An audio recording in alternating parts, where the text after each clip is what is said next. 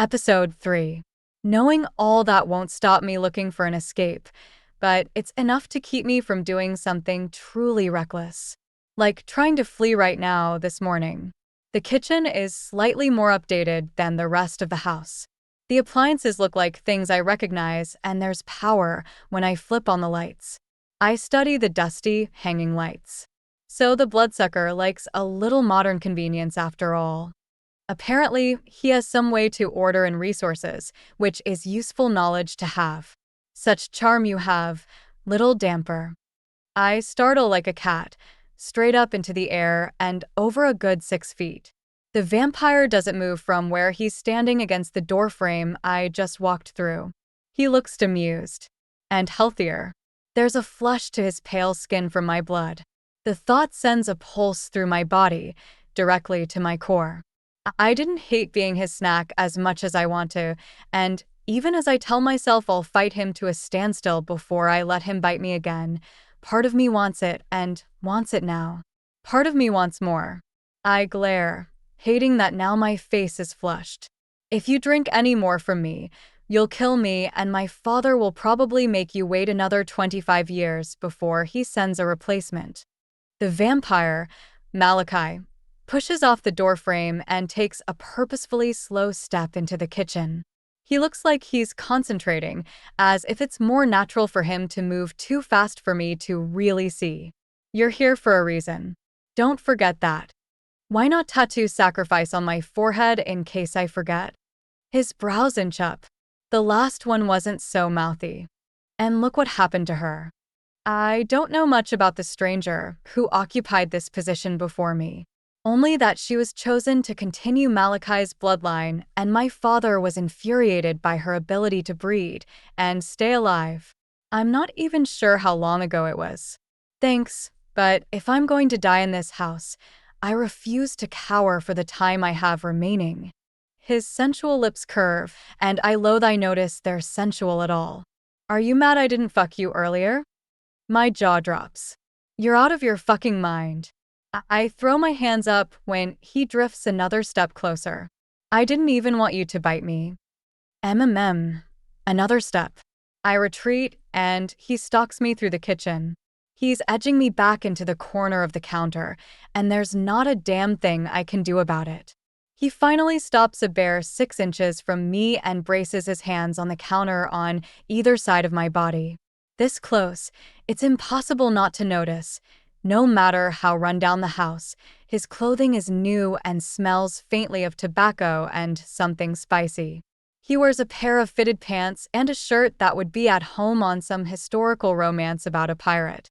It leaves a slice of his pale chest bare, and I can see a number of raised scars there. It looks like someone tried to hack out his heart. I've tasted a lot of humans over the years. He sounds almost like he's musing to himself. Even a few dhampirs before you. His gaze coasts down my body, lingering on my breasts. None of them tasted as good as you. I blink. Is that supposed to be a compliment? It's a fact. He shifts another inch closer. It intrigues me. Back off. My voice comes out hoarse. My skin is tingling, and I wish I could say it's tingling with danger or fear. It'd be a lie. I'm fighting not to press my thighs together from the remembered pleasure. Malachi leans down a little until he's looking directly into my eyes. His eyes are so dark, they seem to draw in the light of the room. There's a hunger lurking there, and I can't stop the horrified suspicion he's seeing that hunger reflected right back at him when he looks into my eyes. His lips curve slowly. You don't want me to back off. Wait. You keep saying wait. Little dhampir. Not stop. Shall I slow down farther? He lifts his right hand with agonizing slowness. I stand perfectly still as he traces his thumb over my collarbone to the thin strap of my dress. Now's the time to say stop. I don't know if he'll respect it, but I should voice it all the same. Should tell him how much I loathe his touch. How much I never want him to lay hands on me again. I don't. I hold my breath and lift my chin. He eases the strap off my shoulder and down, tugging it until the fabric falls to bare my breast. The cool air of the kitchen pebbles my nipple. Or that's what I tell myself as he stares down at me. Using that same exaggerated slowness, he moves to my other shoulder and gives it the same treatment until I'm naked from the waist up. Malachi's gaze flicks to my face, and whatever he sees there has him licking his lips. You know why you're here. He's said the same thing to me multiple times last night, as if he's checking in with me, which is laughable. He's no different than my father, than all the other vampires I've been forced to interact with over the 25 years of my life. He wants what he wants, and he'll mow down anyone who gets in his way, including me, especially me. My anger blooms again, ready and waiting for the least provocation. I glare. Just call me your resident blood bank and womb. Suck me, fuck me, do whatever you want. It's not like I'm a real person to you. I'm just a little damper, after all. You're my little damper now. He brackets my waist with his hands, his fingers digging in the slightest bit. I have the borderline hysterical thought he could literally rip me limb from limb right now, and there's not a damn thing I could do about it. Wouldn't that ruin my Father's Day? I laugh. I can't help it. It comes out angry and derisive. I might have been traded like a possession, but I'm not yours. I never will be. I suppose we'll see, won't we?